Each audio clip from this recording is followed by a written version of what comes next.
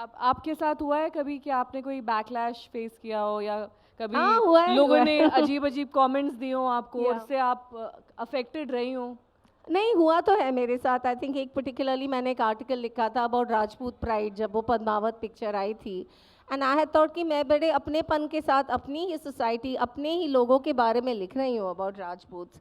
इतना backlash, it was crazy on Twitter, you know. So I was quite surprised, but then I got used to it. ऐसे ठीक है, forget it, doesn't matter. अब वो जयपुर में हुआ, लिट फेस्ट भी चल रहा था, सो एनीवे।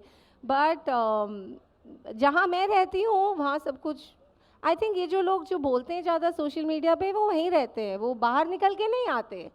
मतलब वो लोग चप्पल उतार के जूते पहन के सड़क पे नहीं आते, वो वहीं पड़े रहते हैं जहाँ पर हैं और टाइप करते रहते हैं। सो आई डोंट थिंक दैट असली दुनिया में उनका इतना कुछ एक इफेक्ट फिल्म है। आपको याद होगा, पद्मावती आई थी, उसको लेकर भी राजपूत समाज ने काफी विरोध किया था। हाँ, that's what I said, Padmaavat और पद्मावती। पद्मावती। पद्मावत, या तो उस समय आपको लगा था कि वो विरोध सही है, क्योंकि उन्होंने कहा था कि ये दरअसल हुआ ही नहीं जिस तरह से पोर्ट्रे किया गया। बिल्कुल बकवास क्रिटिसिज्म आया था मेरे आर्टिकल पे। I was very amused honestly, and I thought अरे भाई मैं तो राजपूत हूँ, आई थॉट कि माई कम्युनिटी विल सपोर्ट मी।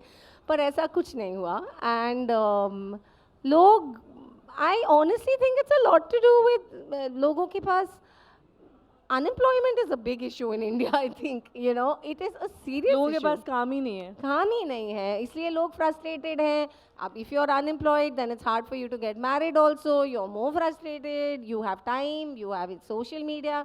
तो ये सब चीज़ें हो रही हैं।